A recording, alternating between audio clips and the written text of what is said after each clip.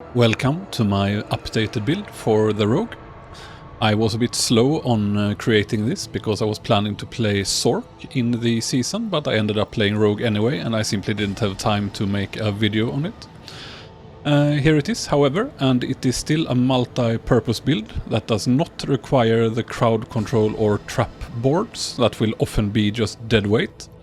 And it can insta-phase Lilith, if you have seen my video on it. It can speed farm with dual imbuements, or using the trap for the new nice taunt Malignant heart, or anything you want really. So it is a new, very efficient Paragon board that fits 6 glyphs with 2 of the most powerful legendary nodes as well. So here is the speed farming version of dual imbuements, and using the Malignant heart that procs extra imbuements on hit.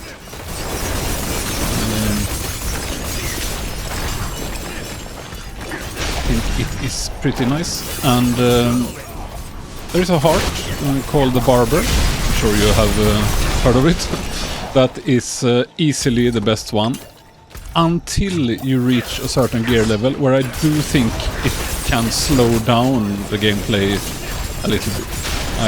I prefer using the dual imbuement for speed farming. And it of course goes even faster in slightly lower content like say 31 plus nightmare sigils that many people seem to farm. So with that said, let's get into the build.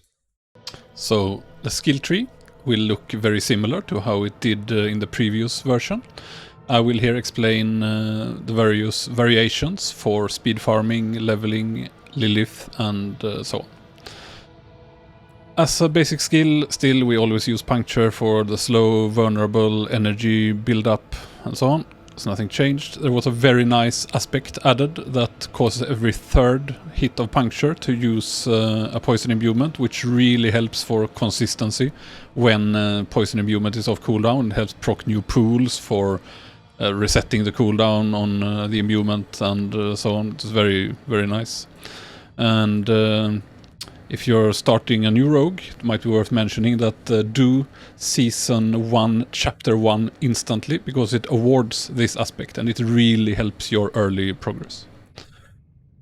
Twisting Blades should require no explanation. You stab stuff, you can either stay and tank them stuff in melee range and it will spin around you and hit with its aspect, or you can run around and line it through hordes of enemies. Use this one for CDR. Damage reduction, heal proc. 1 point only in dash, not really needed to have more.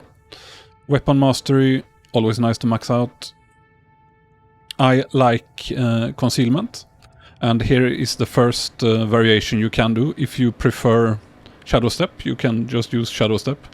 On Lilith I also use Shadow Step, but Concealment has an added perk this season, because the Malignant heart that procs the Taunting Clone procs off Subterfuge skills, which Concealment is.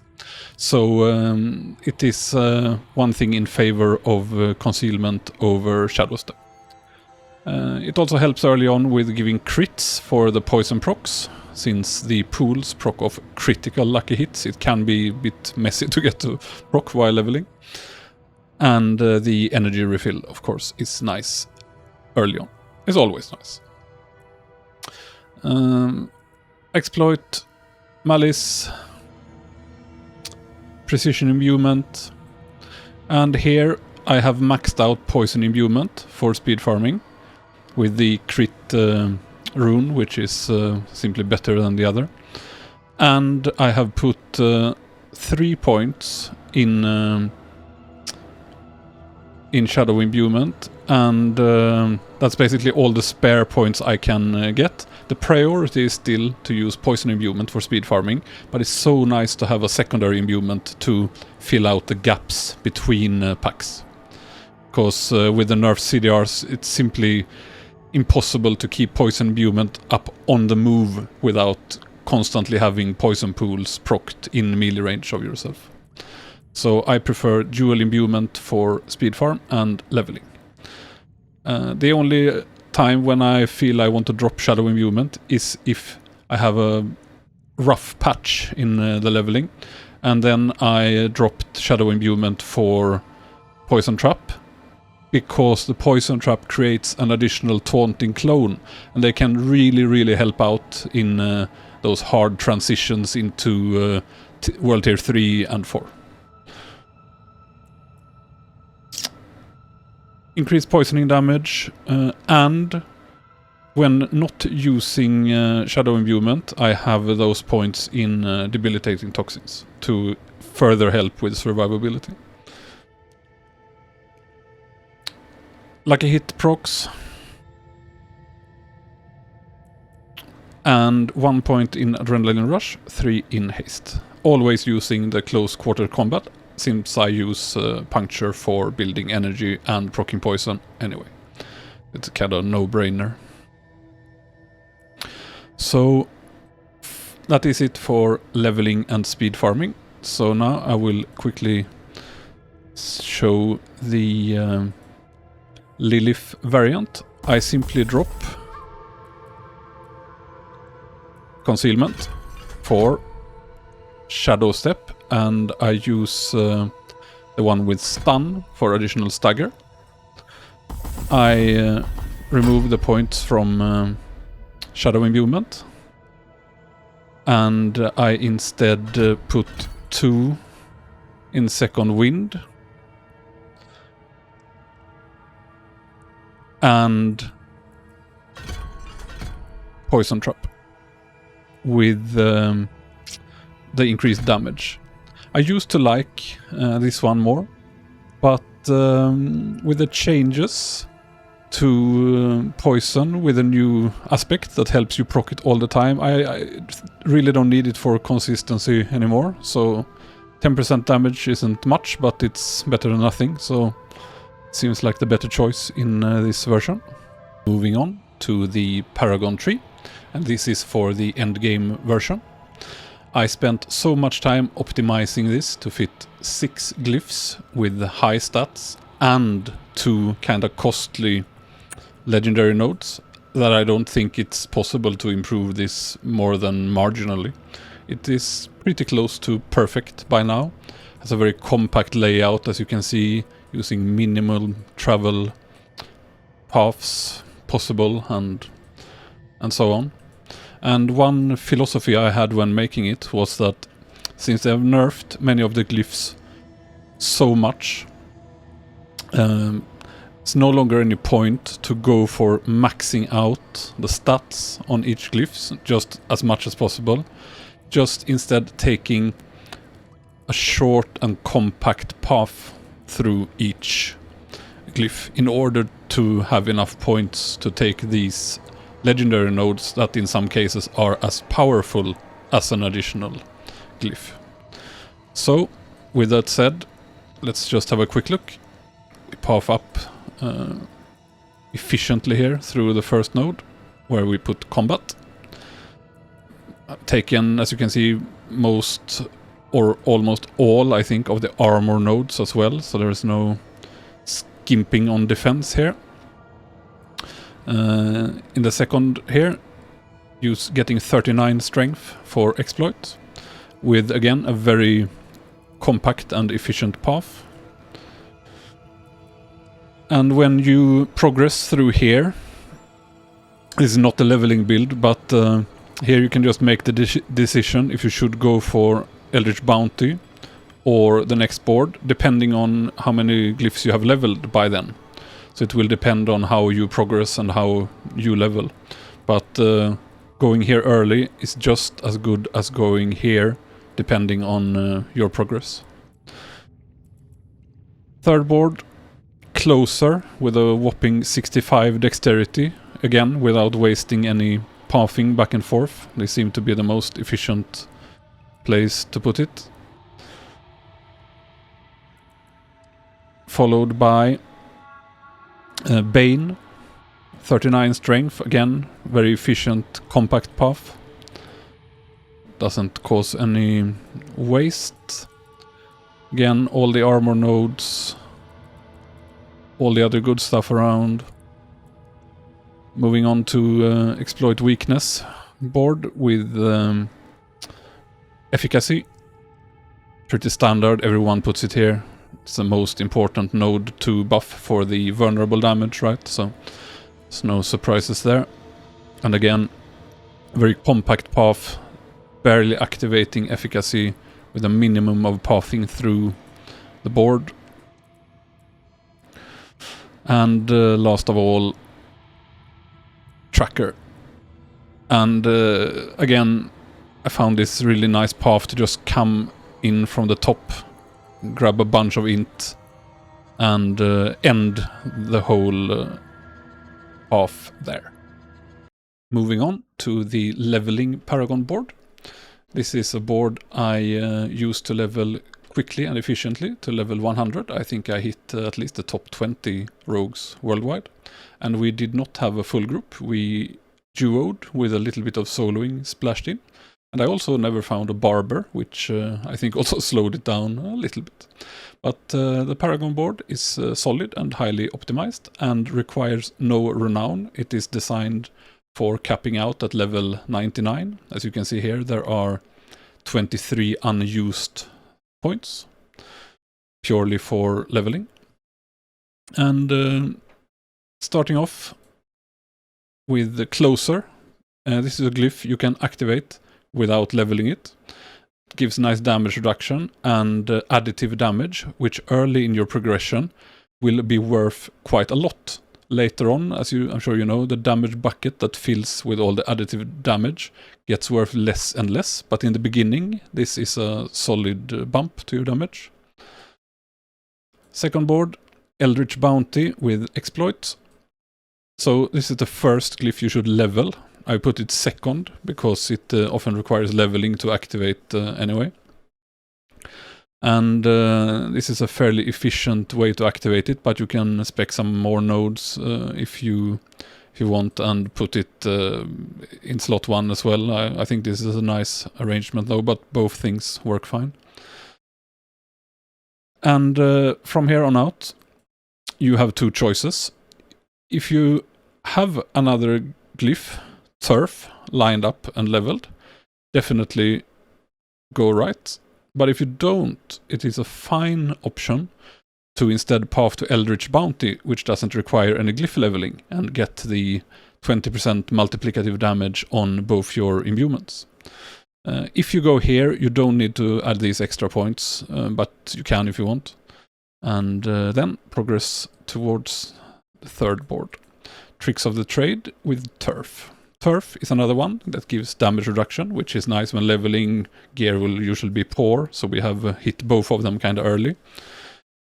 Another efficient path here that lets you activate it without too many points. It picks up all the strength except this one.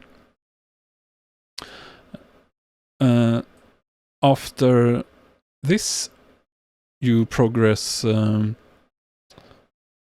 If you have high crit, you can take Havoc. Otherwise, and go down, but otherwise it will be better to move on to Exploit Weakness and Efficacy. I think everyone puts it here, right, to boost the vulnerable damage. Doesn't require many points to activate, but it needs to be leveled ideally. Otherwise you will have to make some arrangements and take these nodes here. And here you have a couple choices. Either take these extra vulnerable points, which I think generally you should, but then don't take Exploit Weakness. This is where you should end the progression path, because this is a stacking buff, so it's mainly good for single targets and harder mobs. And while leveling, you should try to mainly breeze through same level, maximum 3 levels above yourself. You shouldn't really have any slow fights against bosses, and this build will just delete map bosses in, seconds regardless. So end it here and take the last glyph, which I have picked Bane for some solid extra poison damage. It fits really nice here. And then finish off by taking these points and exploit weakness. And by this time you will be level 99, so you have a few more points to play around with if you need to swap some of these around for whatever reason early on. And now gear and stats. So from the top up, you want a helm with cooldown reduction and bonus to your imbuement. If you mainly level with the dual imbuement variation, you ideally want both imbuements, which can be kind of hard to get on a helm, but still CDR and the imbuements you use is a priority. You should have 2 helms to swap if you can have it. And after those, you want life and the various defensive stats such as armor or just all stats. All of those are fine. And aspects, here you can just fill in one of the defensive. I was just experimenting with the exploiter and use a ruby socket. For chest, you want the various damage reductions and life. Life is a stat that scales much more in early progression and is worth much less at max level because you have so much life anyway. But those are still the priorities. The defensive damage reductions and life, and after that things like all stats or armor. And on one of your armor items you want the one that dazes against vulnerable, so you might as well have it here. For gloves, I found a nice Fist of Fate really early on, so I just use it, but I know from testing previously that really perfect gloves give quite a bit more damage. For Lilith, you still want to use Fist of Fate for the cheesy stagger mechanic, and for anything else you will want to use perfectly rolled gloves, like exactly like these but higher. And if you use Temerity, you put barrier on your gloves because it's the item you swap out anyway on Lilith. And if you don't use Temerity, you use Edgemaster like I have here. So those are the 2 options for gloves. Legs, again, one of the 3 armor parts needs to have the disobedience. It's nerfed, but it's still among the best, so nothing really changed. One of many nerfs they did that changed nothing. Still the same priorities. And here you want imbuement skill cooldown. Damage reduction while injured is very strong. And after those, damage reduction from enemies close, poisoned, distant, and so on. You can also, if you don't get the perfect one, fill it out just like the other armor parts with armor or all stats and so on. Boots, 2 variations for speed farming. You want with maximum movement speed after killing an elite, energy cost reduction, and damage reduction while injured. These are perfect BIS boots. You could just have a touch higher rolls.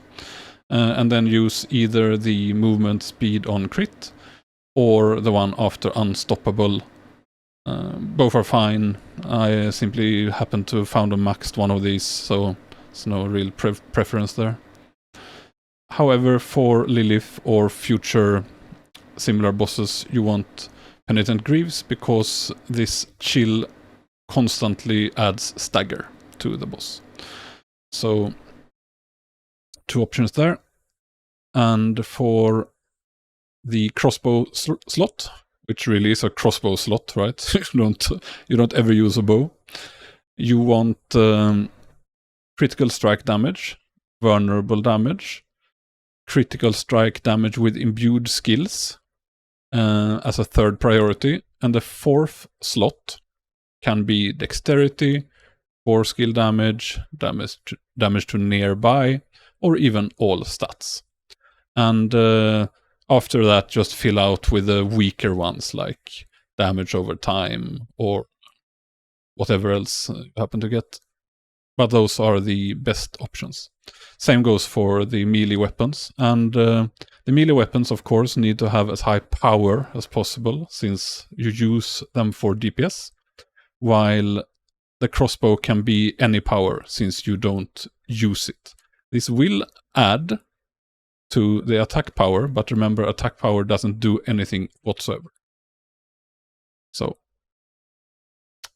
the aspect here should be the corruption, and you can get this as an imprint, but you want a perfect roll, of course.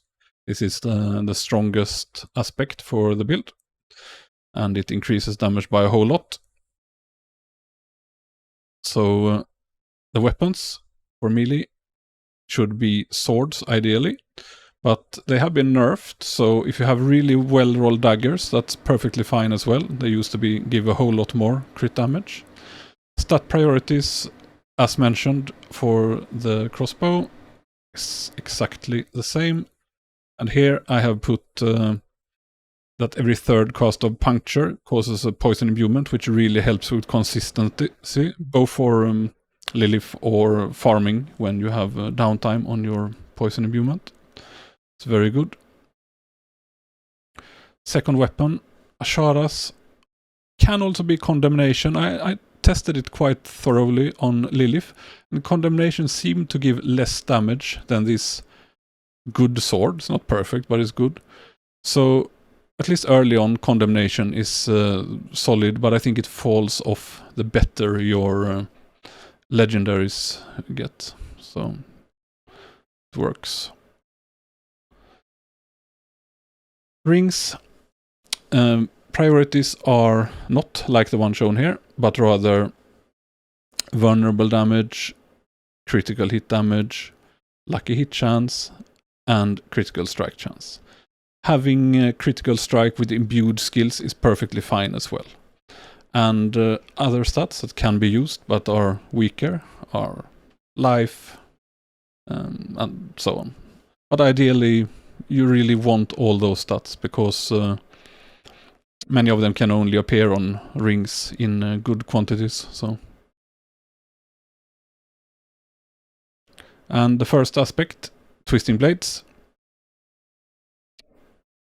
mandatory for the build. And the second one, Bursting Venoms, which is also mandatory. This is the one that procs the poison pool, that makes your poison imbuement bypass its cooldown. So it's absolutely mandatory for the build. Amulet, you will want as many as possible of certain important stats. The most important being cooldown reduction and movement speed. After that, ranks to all imbuement skills, and then either a very strong passive or resource cost reduction. It's really, really hard to get a perfect amulet, but these are the stats to go for. And now let's talk about the Malignant Hearts. These were added in Season 1, and there are some really powerful ones. So for most content, this heart uses a subterfuge skill to leave behind a taunting decoy trap. And when leveling, you can have 1 or 2 skills that activates it. Both concealment, if you use it, or the poison trap. It can be enough to have 1, but it can also be nice to have 2. It depends on how strong and tanky your build and gear is at that point in progression. But it's perfectly fine to just use concealment and use the dual imbuement. But it's also good, and I used it when breaking into tier 3 and 4 and being underleveled. I used the trap as an extra taunt. The Wrathful Hearts This is the one I use for speed farming with good gear, and this was also the only one I found while leveling, so I used it while leveling, though I think the Barber is better. This one causes everything to proc all your imbuements, and this is very nice, especially if you have spec'd multiple imbuements. So if you have spec'd a bit into shadow, it helps that blow stuff up more easily. And of course it will help proc additional poison imbuements that will then probably help proc additional poison pools for even more poison imbuements. This one feels really good. And while the Barber is surely best, I think, to level, this is very solid as well. And I think this overtakes the Barber the better your gear gets. For speed farming, at least. Then, for the red hearts, you can, if you have really high crit, you can use the one that gives 80% crit damage, but lessens your non-critical hits. But when I tried it with just kinda good gear, it felt like it lowered the DPS a bit. So I have not switched to it. I'm instead using this one that saves a bit of mana and increases your skill every 5 seconds, which can be kind of nice when you run with twisting blades, stab something, that skill is increased, you dash through a bunch of mobs and have the bonus occasionally. So the other Wrathful Hearts that are good are the Barber, and this one saves up the damage on a target, and you want a minimum roll. As you can see, it's 4 to 2 seconds, because otherwise you have a huge delay if you have closer to 4 seconds. So you want 2.3 seconds or lower, like I have here, for example. It saves up all damage you do and explodes it as an AoE. So this is 3 nerf Gore's bracers for the Barbarian, but for any class. This is one of the most powerful things they added, and if you get it or just farm it, it will really help your leveling process, to say the least. Then for Lilith, I use this one, and you can swap. So while DPSing, you use Apothecary, and as soon as she is staggered, you swap to this one. It increases the damage against unstoppable and staggered bosses by up to 150% at level 5. This is a level 4 heart, so it's not maxed. And I killed her easily with this low roll one. I've since farmed a better one, so I'm going to see if I can greatly improve the kill time on Lilith and possibly phase 2 as well. But I haven't had time and gold, as you can see, to get it done. So yeah, that's it for the gear, stat priorities, and Wrathful Hearts. I also want to add a quick section about the DPS rotation for single target fights like Uber Lilith. And there are 3 things you need to spam while fighting a single target. One of them is the poison imbuement. And you might think that why should you spam it, since if you stand in your poison pool it will last forever anyway. However, when entering a poison pool you should spam it to activate it. When standing in a poison pool, you should still spam it, because you never know when you have to leave, and if you don't spam it, you might be leaving it without having 2 charges. You might simply be leaving and having 0 charges, or 1. And the same thing is if you don't know exactly when it's going to end, and let's face it, no one is going to keep track of the timing of every poison pool, you should still spam it towards the end of the duration, to make sure that when it ends, you have 2 charges and you don't finish it with less, because that can lead to DPS loss because of inconsistency in your poison pool procs. And the other thing you should learn to spam is that generally you want to use twisting blades, right? But the UI is hidden in the bottom of the screen, and there are no numbers on your energy. So usually you can't really know if you're going to be able to cast Twisting Blades or not. And I have learned into muscle memory to just spam twisting blades slightly ahead of puncture, which means that when I want to DPS, I want ideally to cast the twisting blades, but if not, I don't want there to be any delay until I cast a puncture. So basically spam all 3 of these, but in an order of twisting blades first. That's how you lose the least DPS due to poison pools ending, energy not being enough, and so on. So thank you for watching, and if there are any questions, ask and I will reply in the comments or on Twitch.